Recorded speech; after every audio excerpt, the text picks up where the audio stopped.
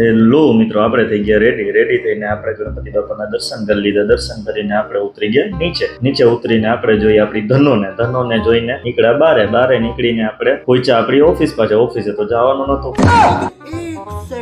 પછી આપણે ગયા સિગ્નલ પર. સિગ્નલ બંધ હતું પણ સિગ્નલ નું આપણે કઈ કામ જ નતું.